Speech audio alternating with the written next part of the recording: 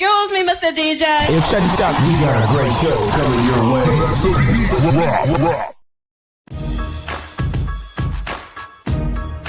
From the ECSI Sports Studios, it's the Midday Market Report with Jeff Dawson.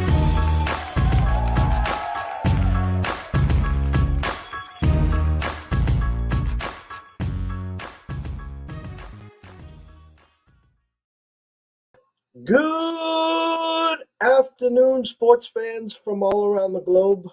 I am your host, Jeff Dawson, East Coast Sports Investors, and this is your Midday Market Report / closing bell for Thursday, October 13, 2022. Been a while since me and Riley got together. It's all on me. What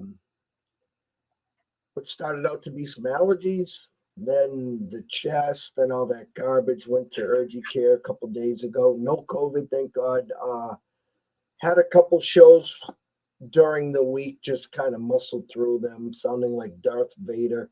Feeling a lot better today. So much to talk about, but feel that we needed to get Riley on today. Tomorrow morning, we'll have our weekly Big Ten review. So I want to get everyone caught up on the week of sports. What's going on today? I mean, as we speak, Seattle and Houston, game number 2, Yanks Guardians rained out.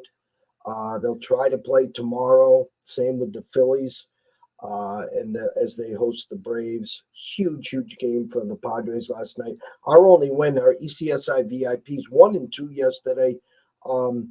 Had a Marshall first half -6, land 7-3, field goal kicker missed, which should have made it 10-3.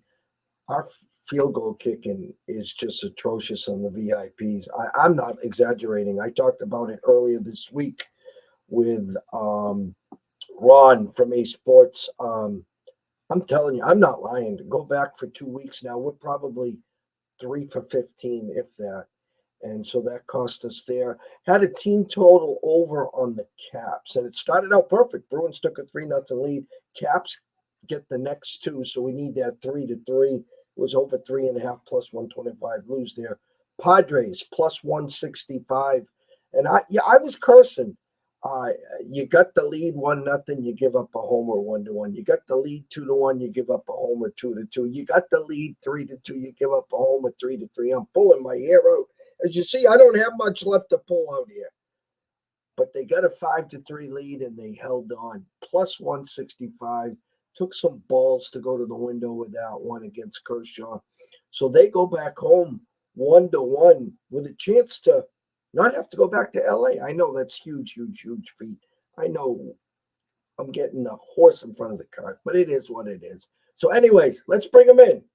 He hasn't had a chance to vent about Sunday morning.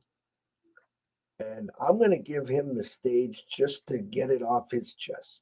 The one and only Mr. Southside Riley himself, Riley Magnuson. What is up, my friend? My friend, good to see you. Happy Thursday afternoon here. A few hours until Thursday night football. I'm sure it's going to live up to the hype that these Thursday night football games have been churning out these last few weeks. But, yeah, you know what? You tried to keep me away so that I couldn't get this rant off all week. But, no, it's not going to be any crazy rant. I'm sure Monday morning it was would have been a lot more heated than it is today. But 3-2 for the Pack. Yeah, going over to London, that was an ugly second half. I mean, all 5 games really so far, you've got one good half of football, at least offensively, one good half of football, and then whatever other half that they haven't played that good football, it's atrocious. So, I still have optimism for the offense as far as the execution picking up, but there's some concerning spots as far as the play calling. I mean, from an optimistic point, as far as obviously, the run isn't as efficient as, the passing game is obviously more efficient when it's working across the NFL. But when you got a guy like Aaron Jones with whatever his yards per carry is right now, I think you got to feed him a little bit more there in that second half. Or even A.J. Dillon, obviously. I'm a huge A.J. Dillon believer as well, as I know you obviously need him for some fantasy action, and it hasn't been coming his way. But Yeah, I think the execution will pick up in the passing game, but I think they have to realize that what exactly they have as a strength in their running game. And I know a lot of Aaron Jones' success is them running at the right times and running into not loaded boxes, which those last couple plays of the offensive sets were for the Packers trying to tie that game. And they really just have been choosing to pass when teams are loading the box, kind of daring them to pass, and that's been the way that these teams have been getting into these games in the second half. And so, kind of where I said I expect that efficiency and execution to pick up in the passing game, but until it does, if we want to make sure this division doesn't get away from us, you got to go with what works, I think, right now. And defensively, I still have a lot of belief in this defense, but again, play calling and execution has been play calling, especially strategy has been really bizarre in these last 2 weeks. With all due respect, letting an offense led by third string quarterback coming in the middle of the game, and then Daniel Jones, obviously. Saquon Barkley was fantastic last week, but for a defense that was pretty hyped and highly advertised, it hasn't lived up to that yet. And so I think it's going to get more aggressive. I would hope that this week would be a spot point of emphasis where they're trying to be aggressive, but I'll still have confidence until the streak dies as far as the Packers under LaFleur not losing 2 games in a row in the regular season. I'll still have confidence in that until that streak dies. So I'm feeling good about that coming back to Lambeau, but I don't have the numbers in front of me, and I know the sample size is small, but teams coming back from London, I know a team that wins, it's tough to win again the second week in a row, but obviously just a team traveling back from London, that bit of travel can mess you up altogether. So still optimistic, but if they continue to do what they've done and let these teams hang around, the Jets, if they continue to play the way they have been, play action-wise, I saw something from Warren Sharp, play action, the Jets run, I think, with Zach Wilson back, a really high rate of play action, top 5 in the league or something like that the last couple of weeks, where the Packers' pass defense, when they're not facing play action, has been fantastic, but against play action has been terrible. So if they can't figure out how to shore up those holes from a play action standpoint, then it could be a rough one for their defense again this Sunday. So I'll have some optimism, but definitely need to see some execution and play calling changes. Otherwise, this is going to be kind of back and forth 9-8, 10-7 type season if they can't change anything up in the immediate future here. I have gone on rants and more rants. Rodgers in particular, the diva, the look like it wasn't my fault. I mean, you ran the wrong route. I mean, I lived with that for 20 years with Brady. It was never the wide receivers. It's never Tom's fault. Right. And he gives you that, that look like, and I despise that look. And Rodgers has that look. I always bring back that game last year, 10-0 lead at Tampa, driving at the 50, the pick 6, and then they ran off 40 in a row. And he's just like chucking and ducking. In London, once the Giants tied it up, it was just like heave and a hoe. Tom used to do that. Heave and hoe to Randy or heave and hoe to whatever. There's no sense of urgency. Your offense this year has done amazing things once as it's scripted, as the start of the game. Sure. And then second half, it's just been 3 and out, 3 and out, 3 and pout, 3 and pout. I'm just going to say this. I've been waiting for the regression. Now someone close to Mr. Rodgers and the situation is saying Rodgers is retiring after this year, which I laugh because I can't see him walking away from 90 million, 100, 110, whatever it is. I'm going to ask you this question. They talk about the circle of trust, and he's got Lazard and he's got a bunch of kids. He's kind of slowly bringing Tonyan back. Mm-hmm. If your 2 or one of your 2 or 2 of your 3, 2 of your 4 best players are Dylan and why do I have a brain fart here? Aaron Jones. Aaron Jones. Yeah. Why don't you put Jones in the slot? Why don't you put Dylan in the backfield, Jones in the slot? You got Lazard, you got Tonyan, and you put one of the kids out there. I'm not saying I'm the next coming to genius or McVay or someone or Shanahan, but that makes too much sense to me. Yeah, no, it could definitely make some sense, and I think they probably could at some point. They have they have so many pieces that they're trying to see if they can find roles, and I think that's part of the issue. Christian Watson's going to be out maybe for a few weeks here, but they have, and Amari Rogers is probably going to hit the sidelines and maybe not find his way back after his issues. But they just have a handful of guys and where they're trying to work them into the offense to see if they stick. And Aaron Jones has been working out of the backfield, so I think that's probably the hesitation that the amount of yards per carry he's picking up right now. But no, I don't disagree with you completely there. But Randall Cobb is feeling a lot better and looking a lot better. So they're I don't know, they have flexibility, but they also nobody has a set place in the rotation of the offense yet. So it's kind of how I was saying. It's these few weeks here seem like a feeling out process, and obviously it resulted in a loss last week. And if they mess around, they'll have another loss on their hands. But I don't know. I'm more optimistic than a lot of people, but I think they'll get it figured out going forward here. But it wouldn't surprise me if they move a lot of things around here with the offense and the personnel, or explore picking somebody up.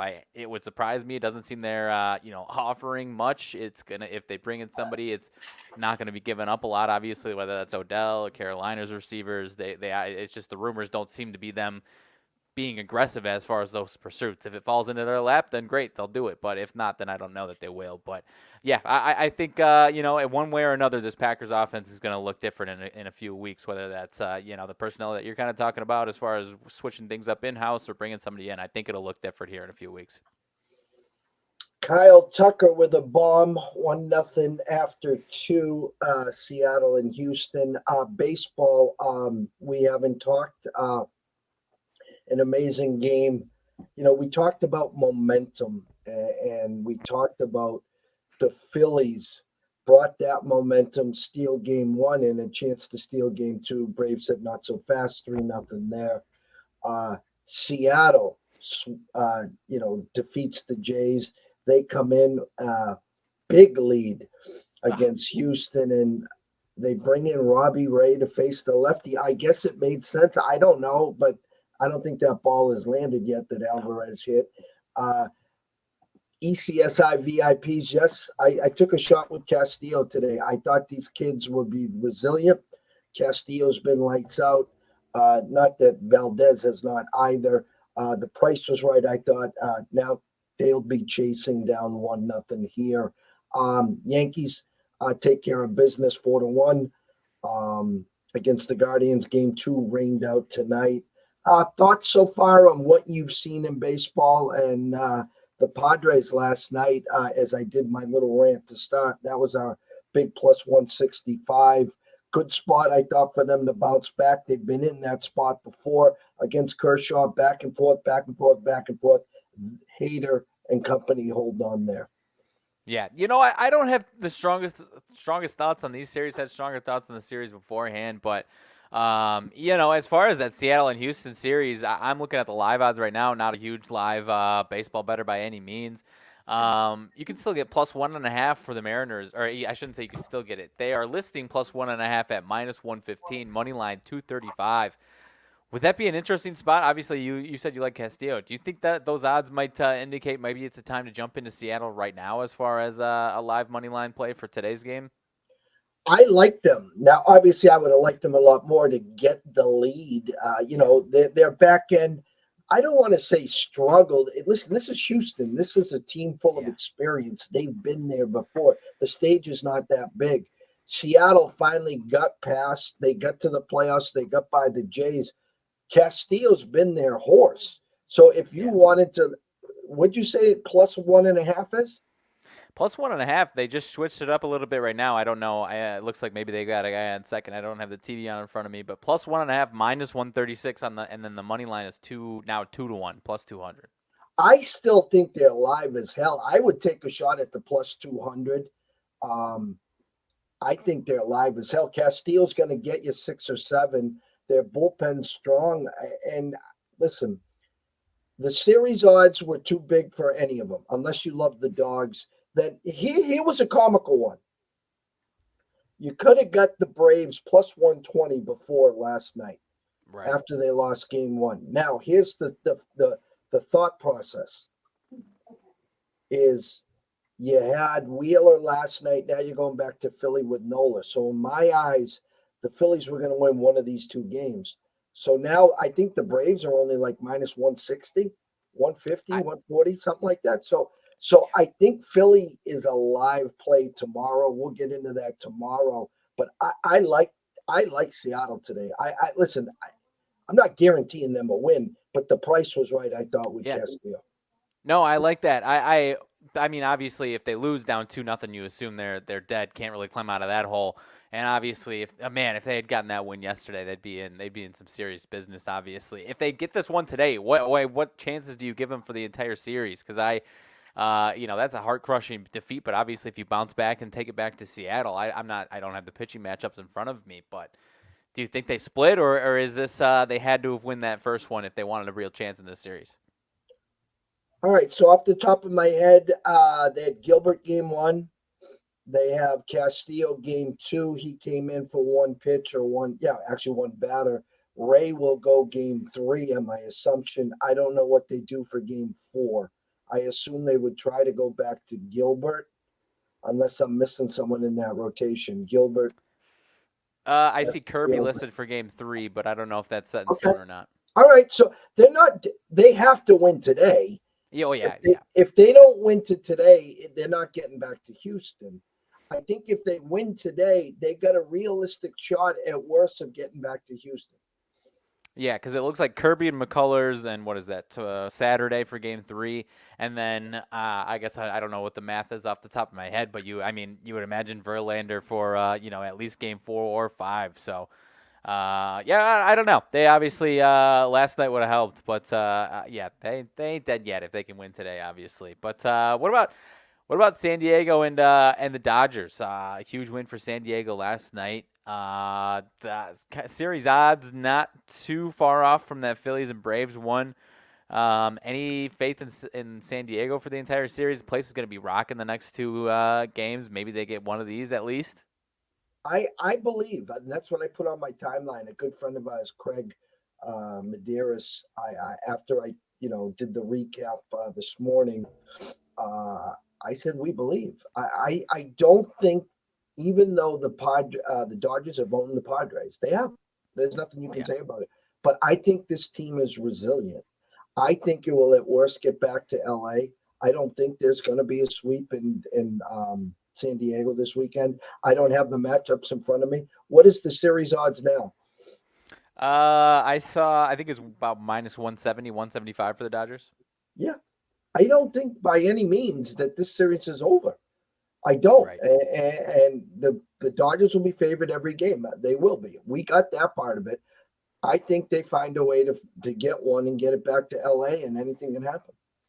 I think I'm with you. The other one where I think the one where I give the clearest edge, obviously, if Houston's up 1-0 and they win today, then that's a different story. But Yankees up 1-0 feels like tough hill to climb for Cleveland. They obviously get Bieber tomorrow, which was supposed to be today. Bieber tomorrow, and then let's see, Sticks, McKenzie on. Yes. So you're basically, if you can win tomorrow, you're almost relying on Sticks to throw a gem to keep your season alive, right? I mean, who was really good last time out. So I don't know. Are you feeling optimistic about that? I'm kind of leaning towards the no on the optimism there. You with me? They just can't hit. They can't hit. Bieber and Sticks would have to do a combined, shutout or give up one. You're asking way too much. And again, Ramirez and a cloud of dust. Now, they have guys that have helped out. Don't get me wrong. And Tito's done probably one of his best jobs ever here. I just think all the pressure's off of Judge now. He's got the home run title for the American League. Cole gets his win. Everything's setting up where I think there'll be hard fought games. I just think it's going to be one bad pitch, and I'm not hoping for a sweep, but I'll go on record saying Yankees 3-1, maybe. It just reminds what it reminds me of? It's the Yankees playing the Twins. I was about to say the exact same thing. I heard somebody else say it, and it's not the same ownership because the Twins haven't won a playoff game in in almost 20 years, and the majority of them are somehow against the Yankees. But I'm with you. It does feel the same way. It's just Yankees against these two teams feels like a tough hill to climb, and yeah, they can hit. That's the thing. I could see Bieber being amazing tomorrow, and it's a 2-1 Yankees win or something like that. I'm drawing. I think it's Cortez tomorrow who might not go too much longer than 4 or 5 innings. But I'm kind of with you there. Anything else to mention as far as MLB? No, I think we're good there. It's just going to be an exciting weekend. Friday's going to be off the charts, getting us to the weekend. I think there's a handful of college football games as well. It's just exciting times. The start of the NHL, as I talked about, we start out 0-1. I had Andrew McGinnis on yesterday. I could have been cute. He liked the over in the Bruins game. I'd look for the plus money on plus 125 on the over than the Caps team total. Instead, the game goes over 5-2, the old empty netter to end it. So, fun times. It's fun times. Yeah. And I'm me, I'm not the hockey guy, so I take my advice from smart people like you and Andrew McGinnis as far as that's concerned. We talked about my Blackhawks as far as not being much to talk about. I pulled it up to see what the odds were last night, and it was quickly turned me away from any interest in the old Blackhawks. Same with tomorrow night in Vegas, I think it is. So, I'll save my breath on as far as the Blackhawks today, and I'm sure most of the 22-23 season for the NHL here. Well, we can flip it over. There's not. Listen, you can pull up some props. You can talk. In my lanes. Listen, the Chicago opened up 2-point favorites. Washington is now a 1-point favorite. Now, I'll just say this. There was a game last week that did the flip, and I had a few people reach out to me, and I was like, I'm not buying the flip. I'm not buying the flip. And I was on the right side there. And I'm drawing a blank on exactly what game it is. Last night, Marshall, 8-point favorites go to actually 7-point favorites go to 10. And it was because of the backup quarterback situation. I'm not saying I didn't buy the flip. We had Marshall first half and -6. We lose 7-3. We missed a field goal. And then Lafayette ends up winning the game outright. Right. Washington has been that team all year. We were on them against Jacksonville week 1. Yep. Every week they've been bet on. Now, the Bears seem like the right side here. I'll take Fields over Wentz. I'll take Montgomery over Robinson, which is a great story in Gibson. I'll take Mooney. I'll take Komet. I'll take everything on that side. I'm just going to look you straight in the eye. And I says, Washington's going to win today. That's all I'm going to say. I don't know how. I don't know why. I don't want to say I'm buying this flip because I want to wake up tomorrow and have the Bears win 31-13. I do. Yeah. No, I agree with you up until I'll take Washington's receivers over Mooney and company over there. I'll take Scary Terry. Right. Listen, McLaren. Samuel. They've had a great year. Yeah. And I'm either way. Sarcastic. Yeah.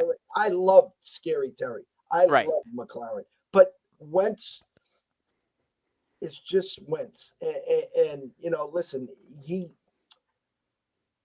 everything to me points to Washington's supposed to be the right side today. But I just don't like the fact that Chicago is 2-point favorites and they wait till Thursday. Now the Bears are now 1-point underdogs. Right. No, I think I am on the same side as you. I don't have much stake in this game at all. This isn't like I have a full confidence in this. But you and I have been kind of on the same side with this Washington team. I think you might have talked me into the one against Jacksonville. I've been interested a couple times since then. Stayed away from him last week just because that Titans team is kind of underrated at times. But I've been watching a lot of this. I guess I've been watching a lot of both these teams, and what I think this Bears team. I was talking, watching this game. I was out at a Chicago bar with a buddy who was also not a Bears fan, so we were kind of just observing everyone going crazy over this Bears game. They're what 2-3. All 5 of these games they've managed to stay in these games somehow. 2 of them wins, obviously. The game against the Packers and Vikings though got there part of my language, their ass kicked for the entire first half, and you think, okay, this one's going to be ugly, 41 to 10. We're leaving this one early, and then the next thing you know, they're back into this game after the first drive of the second half, and then against the Vikings, obviously, a chance to go down the field and tie in the Packers game, the spot at the goal line to I don't remember what exact situation was, but stopped at the goal line. I feel like that's coming to an end. I have to feel like that is coming to an end soon, because you watch these first half of these Bears games and you're like, how does this team have any wins, period, let alone 2 and 3, and hung into these games. That the other one that I didn't mention, they were within. It was a bad game by them, but they hung in with the Giants for an entire score. So on one hand, I think that is coming to an end. They seem to be due for a complete clunker. On the other hand, if they do that again here with Washington and, this Washington offense, if they haven't made any mistakes, you feel like if the Washington Commanders are up 17-13 and they haven't had any offensive mistakes, you feel like it's probably coming and the Bears might benefit from that. That's where my hesitation comes as far as not loving the Commanders tonight, honestly. But really, I mean, the biggest thing that kind of talks me into the Commanders is you look at their last, I'll say 3 games especially here. They played 3 teams that, and I mean, Carson Wentz, he's been obviously throughout his career when kind of deer in the headlights, terrible decisions at the wrong time. These last 3 teams that he's played, Tennessee, Dallas, and Philly, I think top 10, if not top 12 or so in sacks per game and pressure rate, whatnot. This Bears team can't really say the same thing as far as that defensively. So I don't think he's going to be in as much distress and danger and forced to make as many bad opportunities. That's what talks me into it. Like I was saying, though, that what really keeps me in from having real confidence is just this Bears team finds a way somehow to hang into games, and this Washington team would be the prime candidate if they're able to do that. That they'll at some point Washington will make a mistake, but I think that's coming to the end, and I'm with you. I believe in Washington tonight. That's where my strong lean is, but like I said, don't have full crazy amounts of stake or confidence in it. But I'm leaning towards Washington for sure tonight. I just hate the way that they did this game, and I think they're doing everyone wrong, because the people that don't follow it from Sunday night and Monday, and they wake up today and say, oh shit, it's Thursday night, and they're like, oh, okay, Washington. I mean, because everyone's going to have the under. We know that. It opened at 40. It's down to 38. And neither one of these 2 teams can score. It's a Thursday night game. It's a snooze fest. I think people will turn to the college games, and there's no MLB tonight. They'll watch the college games and they'll watch hockey before they watch this football game tonight. I think I'm kind of with you as far as I've been living in Chicago here. I'll tell you the weather. It's probably going to be by after kickoff. I think in the 40s, windy. I don't know about rainy, but it's going to be your typical Midwest Chicago Midwest Chicago weather. Whatever you want to call it, and it's not going to be very pleasant. And so I don't know how much that'll have a factor. It's not going to be like the Bears Week 1 game where the weather completely dictates like that 49ers Bears. It's not going to be like that. So I'm staying away from the total because everyone's like that for sure. But I'll tell you what, for whatever reason, this Bears fan base has bought into the Bears tonight, and I think that's part of what some of the bets and money percentages kind of skew, and I'm seeing skewed towards the Bears. There's times when the Bears faithful is 100% out on this team, and for whatever reason, at least in tonight's case, the NFL has found a way to keep this Bears fan base interested enough and believing it enough to where I've seen many Bears friends, whether it's friends or acquaintances or just Twitter followers, hammering action on the Bears tonight. So somehow they have convinced them that they have a good chance of winning. But and it wouldn't shock me, but I'm on Washington tonight. That's where I'm staking my claim tonight. Well, I assume the anytime TD, since you're on Washington, I was going to say if you're on the Bears, I thought your anytime TD would have been on Monty. On Montgomery, that would be if I had. Honestly, I like their backup Khalil Herbert. As far as just, I think he's good. I wouldn't shock me if they moved on from Montgomery. I would probably be one of those two, one of those two or both. But and I would be interested. Another thing that kind of keeps me away from this confidence. If Washington can get one of these running backs going, then they could have a lot of offensive success. They obviously just haven't really gotten Gibson's usage has been a giant question mark, and then Robinson, first time last week. This would be the time against the Bears where I'm interested in a running back, but they just haven't given them enough carries. But And I saw something that Brian Robinson might be the most bet prop of the night as far as him scoring a touchdown. So that kind of scares me away a little bit there. I think Terry McLaurin has a nice game. And I'll say Scary Terry is my anytime tonight. 240, so I like it to be, a little too good to be true, maybe, but that's kind of where he's been. But I'll go Scary Terry to have a nice night tonight. You kind of stole my thunder, so I'll go here. All right. Yeah. What do we got? And this is an ugly one. You know me and my tight ends. What do we got on Cole Kmet? Cole Kmet, I just saw him. 430. 430. And it's 4:31 here, so that's an omen. So we're gonna go Cole Kmet on that side. You took Scary Terry. Good job there. Hey, you know what? After last week, I wish I would have said it, and I don't think it's going to be it could be another week of terrible football. I do think it's going to at least be a more entertaining brand of football if it is bad than it was compared to last week. But if we had found a way to take no touchdowns at all last week, we'd not be sitting here today. So maybe we go ahead and double down on that again this week. I don't know. And as we're talking, Circa comes out with 220 and a hook on Carson Wentz full game, as we were talking there. And on the Washington side, I'm not going to buy the steam here on Robinson. Give me what Curtis Samuel and Antonio Gibson numbers are for any time. For any time, Samuel, I see 260, who I like Samuel as well. That would have been my other choice. Gibson 330. It seems like they're shifting to Brian Robinson. I don't know. Maybe they bring Gibson back tonight. I don't know. Again, this would be the time to really work in Gibson if you were asking me, but against the Bears tonight. But I don't know. 330. And Logan Thomas. Logan Thomas, is he questionable right now? Because I don't see him. I don't see him on this list. I don't see him on this book here. Who do they got at tight end there for them? Is it John Bates? Is that tight end? I don't know. I can't think of their. I don't know if I'd be able to pick them off by name. Let me double check here. Is Logan Thomas still a game time decision? I honestly haven't seen that news. That would be my guess then. John Bates, right, yeah, it is John Bates. All right, so I'll go with what'd you say? Curtis Samuel was 260. 260, yep. All right, so we got Curtis Samuel at 260 and Cole Kmet at 430.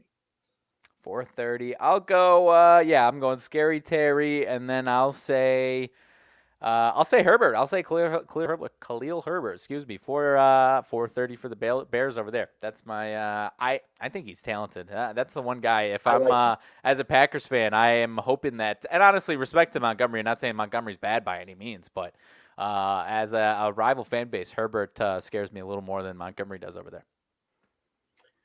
2 games in college. Baylor at West Virginia. Right now, Baylor's -3 with a 55, and Temple CFU 23 and a half, 24, whatever you're shopping around there, and a flat 46. You seen anything in any of those two? Let's see. Trying to pull it up real quick. Let's see here. What was the first one? Sorry, Baylor, West Virginia, and then the other one's Temple, UCF. That one I've been, I told you last week, I've been staying far away from that conference. It has been a house of horrors for me over the last couple of years, and this one to me doesn't seem like one that I'm going to be interested in at all. Baylor and West Virginia, 3-2, 2-3. I guess I'll lean towards West Virginia. These odds that Baylor's been getting just haven't been giving much respect to them at all. And obviously they were able to, get the win over Iowa State despite being underdogs there. 2.5 favorites against Oklahoma State. Oklahoma State kind of smacked them in the mouth. Oklahoma State's a pretty damn good team though. But West Virginia, I don't know, coming back a little bit, lost to Texas. I don't have strong thoughts, but I guess I'll lean towards West Virginia tonight. All right, we dabbled. We took some plus money. Well, I'll let you be the judge if we did get the plus money. What'd you have for a team total on Baylor? Team total on Baylor right now, I see 28.5 over -120. All right, we got it 28.5 over plus 100. So Okay, there now you go. it's to -120. Not that, trust me, we don't change numbers, but we get a lot of people that listen and get our Yeah. plays. So down to, we got it at plus 100 now to -120. Again, if it was 27.5, the whole world's on the over. The 28.5 is usually a number that once, all right, now you need basically 30 or 31. So we Yeah. got this game at around 31-24, Okay. somewhere in there, which would get you right to that 55 number. Sure. No. So I like I said, I guess I lean towards West Virginia, but not any strong thoughts whatsoever on it by any means. So, no, I like the 28.5 over on that for sure. I can endorse that for you 100%. I know you say you're not into the pucks. We dabbled, and this one makes 0 cents, absolutely 0 cents. So that's why we like it. Okay. Yep. Which one? You got the Rangers with the best goalie in the land. They already got a game under their belt, and they're traveling to Minnesota with a 6 under. Yeah, give me Minnesota's team total for me. Team total for Minnesota. I see different books. Over 3.5 plus 115 or over 3 -135. Okay, so we had it 3.5 over plus 125. Okay. So people are Okay. saying you're going to score 4 goals against who? Are you on crack? Yeah. Right. 4-2 final. Book it. Especially, yeah, seems like a good early season one. Is this night 2 or night 3? I honestly, yeah, okay. Has Minnesota played a game yet? Is this their first game? This Is their debut. Okay. No, hey, like I said, I don't know. I can't tell you X's and O's or whatever. Money on it, Riley. Pizza and beer money on the over. Minnesota's over. I'm there. I'm in. Take the plus money. Don't do the 3. Take the plus money on the 3-0. Yeah. And yeah. And then the money line, obviously, -130. But I'll take 4 goals. That's assuming they win with 4 goals. Yeah. Sounds good. Yeah, I can't tell you why it's going to work, but I'll take it, and I'll hope it does work. And hockey being hockey, the Maple Leafs last night minus 250, 275 against Montreal. They lose 4-3. They travel back home to play Washington. And Colorado minus 400 last night. And come storming back, and they not storming back. They beat your Blackhawks, and it was Edmonton against Vancouver. Me and Andrew were talking about it. Down 3-0 to the Vancouver. McDavid says, "Don't worry about it." Gets a hat trick, and they cover not just the money line, they cover the puck line too, and win 5-3. That's why I lean on your guys' talk to get my NHL going right now. It takes me – I'm still settling into NFL and college football and got baseball going and doing my research for basketball. So November, December is when I start watching NHL. So I'll do my best to help out. But, yeah, the pucks ain't my game over here. Closing thoughts. Closing thoughts. I mean, it's another Thursday night. Like I said, I've seen so many people, whether it's friends or acquaintances or Twitter followers, obviously me being in the Chicago area, a lot of interest in tonight's game. But as we said last week, and the advice definitely was sound advice as far as taking it easy on the old Thursday night football game. I would say tonight is another one to take it easy. Yeah, I'm sure you'll have, if you have a bunch of picks, I'm sure you could have one that's very, very correct, but the other 3 or 4 might be falling flat on their face. So that would be my advice. And then I've got a lot of action that I'm really excited about this weekend. So save your money for hell of a Saturday of college football, a solid NFL slate as well on Sundays. So and then obviously baseball all weekend. So if it's a popcorn game or whatever you want to call it tonight, I don't even know if that's what you would call tonight, a popcorn game. But, just sit back and enjoy probably a nasty, nasty Bears and Commanders game, and don't risk too much of your money on Carson Wentz or Justin Fields. And, it's funny because a couple of weeks ago we said the same thing about Cleveland and Pittsburgh. That ended up being real entertaining. don't go run into the window today and playing the no touchdown prop. It ain't coming in. Trust me on that one. Right. This could be exciting. I mean, Wentz and Fields could go up and down. Could be Mooney. It could be Scary Terry, Cole Kmet, Gibson. It could be a fun game, but I probably will be getting ready for the weekend. A lot of baseball to analyze, some hockey, some college football. Saturday's slate is off the charts. I know. You got Penn State at Big House. You got Alabama at Tennessee. In the Pac-12, you got a desperate Utah team versus USC. There's some great games out there. So it's going to be exciting times. Tomorrow, we will do our Big Ten preview, probably around 11 my time, 10 yours. Mariners second and third, still one out. I don't know. I can pull it up real quick. Like I said, I don't have it on my TV. Let's see. Where are we at here? They are up 2-1. Mariners up 2-1. I got my 2-1 ticket in there right in time. 2-1. Top of the fourth. God, just a fielder's choice RBI single, and then a more single. You got 2 outs, man on first for the Mariners. I'm telling you, listen, we're sitting there with the Houston in that $11,000 parlay championship. I like Houston. I just scared the Seattle team, and I just thought it was a good spot, moxie, just to see how they bounce back. Listen, you were in this spot last year. You guys were where Seattle was, where, you had the team, you had to go to Houston, and it was split. That's what you needed to do. At worst split, get it back to Chicago and get some home cooking. When you came back 0-2, there's really not much you can do. No, I mean, the Game 3 atmosphere, I mean, Tony La Russa even mentioned it in his exit interview as far as how crazy the Game 3 atmosphere was, and they get the win, obviously. But, yeah, it is too big of a hole to climb. I would give a blank check to buy the amount of moxie that the Mariners have to bring to my Chicago White Sox and put that type of moxie and heart on that team, for goodness sake, man. Because you're right, now up 2-1. I don't remember what the final score in Game 2 of that White Sox series was last year, or what it was Game 1, but they basically just got ransacked in Games 1 and 2 of that series. Whether the scoreboard indicated it or not, I don't remember, honestly, but that was definitely the feeling. So, and yeah, if the Mariners can bounce back here today and take it back to what would probably be the craziest atmosphere of the entire playoffs, going back to Seattle, I mean, even if they lose it'll be like kind of what I mentioned with the White Sox, going back to Game 3. But if they win, those 2 games are going to be nuts. So, that's my team that I'm rooting for. I guess I shouldn't say I was rooting for the Cardinals, but I was at least had some stake in them. They fell flat on their face. So I'll be rooting for the Mariners and I guess the Padres for now. But we'll see. We will definitely see. I mean, just outside looking in and just staring at the numbers, I think you're going to see a 5-game series in the Phillies Atlanta. And I really think, and again, this game's far from over, but I think you could see a 5-game series in that Seattle Astros.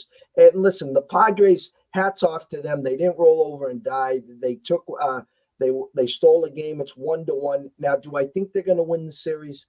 Probably not, but I think they can put a little fear into this Dodgers team, and especially with that back end. It's kind of funny. The Yankees left Chapman off the roster. They had a voluntary, team's got to show up. He stays in Miami. They'd had enough. See, wouldn't want to be no Kimbrel on the Dodgers roster. So, I know Hader hasn't been Hader, but if anyone, you talk about hockey playoffs and a goalie getting hot. Yeah. If Hader ever got hot, that would be scary. It is scary, and I mean he's not in the dumpster of where he was during that one stretch. He's gotten out of that to some degree. Maybe not, rounded out into form, but I'm with you. He might be the one. I'm trying to think of anyone else that I'm blanking on that might be, potentially scarier relief pitcher that's in these playoffs, and I don't know that there is one. So, I'm with you. That would be a scary sight to see for the Dodgers if he can round into form here in these next couple of days. So tomorrow, me and Riley around 11 Eastern time, give or take. We'll see how the Cold's doing. Later in the afternoon, we'll have the closing bell with Scotty Webb and, of course, Mr. Lucky's Lux and Bagels and Lucky's Lobby. We'll talk NFL. We'll talk to Circa. this weekend. We haven't talked to you. Available on Sunday? Yes, no, maybe. Yes, I should be available. I don't think I've got anything going on. And I think Scott will be available in the morning. But anyways, when we get there, we'll get there. So let's have some fun. Good luck tonight, guys. Don't be the pizza guy. Play smart. Just dibble dabble. We got so much action coming. Make your head spin. So for myself, Jeff Dawson at EC Sports Invest, from the one and only Riley Magnuson at Riley_Magnuson, the one. We wish everyone a blessed evening. Cash a few tickets. Go Mariners. Let's go Mariners. Ichiro to the moon. And we'll see you soon.